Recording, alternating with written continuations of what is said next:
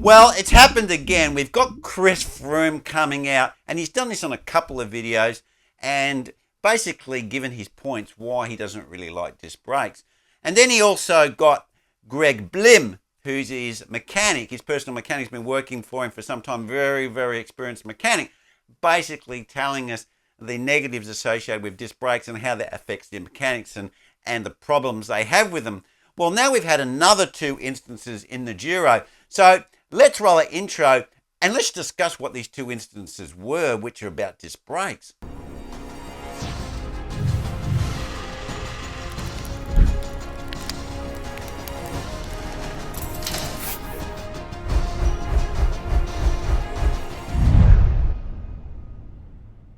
Now, the first instance really was the disc brake system reaching its limit. So it was Testafazzion, and he was riding and coming down a big descent. He was coming towards a hairpin, and on that hairpin, what happened is the brakes just didn't work. So basically, the system reached its limit. The disc had become so overheated that it couldn't dissipate any more heat, because that's what you're trying to do, change kinetic energy into heat energy. Once the system cannot dissipate any more heat, you get massive brake fade, and that's what happened. He even unclipped, and he was very, very lucky that he didn't go over the barrier. What he did was he managed to sneak between the barrier and the cliff on the one side of the road and just went into the bushes. So he was very lucky and got off pretty well, even though he may have got a few scratches and bruises and maybe even a few thorns stuck in him, but he came off pretty well. Now, the second instance was with Wilco Kilderman, and he basically complained about the brakes in total. So what he was saying that he had some spoke failures, or they were popping was the words he used. And he claimed that, hang on, just let me give you his quoted words right down here below. He said, disc brakes got really hot and my spokes just popped from pressure. Now, interesting analysis that he gave about his bike. Although there was some, obviously the failure criteria was the popping of the spokes, I don't think that was related to the heat of the disc. So let's have a little bit more of a deep dive in why I think that his spokes did pop and he had basically a wheel failure or a partial wheel failure from the disc brakes. Now let's just have a look at what he put forward. Now he said the disc got hot and that caused the spokes to pop.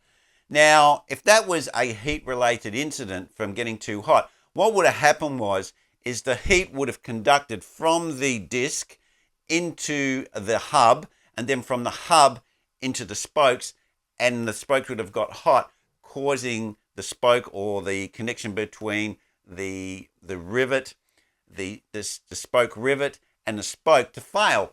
Now, for that to happen, we would have had to have the hub to a very hot temperature, which probably would have caused the bearings to prematurely fail anyway before the spokes got hot. And even if the heat did propagate into the spokes, what would have happened is because those spokes are spinning, they wouldn't have been able to transfer that heat, I don't believe, for the full length of the spoke due to the cooling effect of the wheel rotating and a thin conductor transferring that heat. So I don't believe it was to do with heat transfer.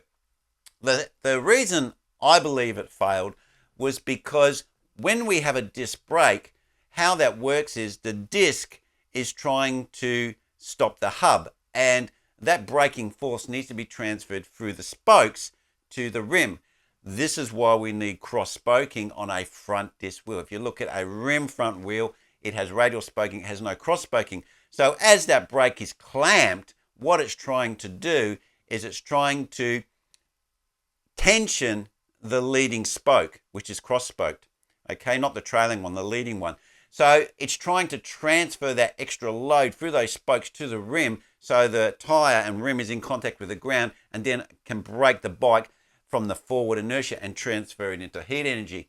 Now, when this happens, then, and you release the brakes, then the spoke goes back to normal, detensions, and then it tensions and it detensions as you keep braking. So it goes for this cycle of tensioning and detensioning, tensioning, detensioning. There may be some transformation of tensioning to other spokes, but they will actually have to go through those spokes into the rim the rim, they're moving and then applying that tensioning or detensioning to the other spokes. So this is what the braking forces are causing in a disc brake. In a rim brake, all it's doing is putting the rear spokes in straight tension. There is no cross-spoking forces or shear forces that are being applied to the spokes. And the forcing, the braking force, is actually applied directly to the rim. So that braking force is actually not going through the spokes. It's only the force of the bike wanting to continue forward, the inertia force that is going through the spokes. So in conclusion, if we look at these two incidences, the one instance was primarily due to the disc brake design meeting its design limit. So obviously a disc brake, if you cycle it, brake, cycle, brake, brake release, should I say, brake release, there is a duty cycle, and products are rated to duty cycles, but manufacturers don't give us that duty cycle with disc brakes. So if you're going around a racetrack, even in a car, and you brake and then accelerate, brake and accelerate, after 1 or 2 laps, you're going to notice that there's brake fade, especially with a normal passenger car, and you'll find that the braking could come to a point where it basically is nearly ineffective.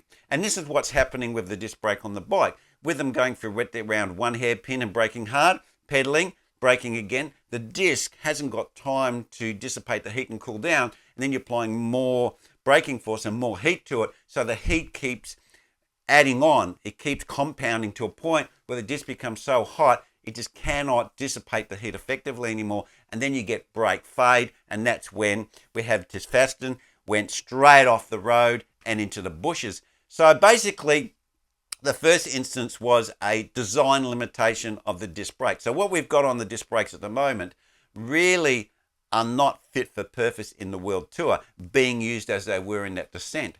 And then the other one was the tensioning, detensioning of the spokes, which is what I believe caused the failure. And of course, this cycling of the tension of the spoke being detensioned and tensioned caused the spoke to failure.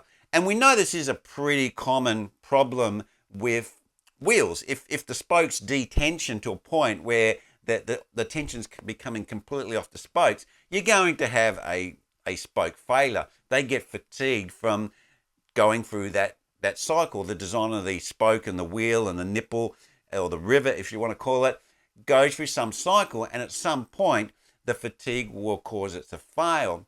So guys, that's what I reckon happened in these two instances. So leave your comments down below. What do you think about how these two instances failed within the same race? And also we can add Chris Froome's opinion and Greg Blim's opinion. So we've got 4 people there who have really either demonstrated or spoke on their problems they have with disc brakes. Well, anyway, guys, that's where I'm going to leave it. And remember to smash that like button and subscribe down below if you're a Ninja Watcher. And I'll see you next vid. Cheers.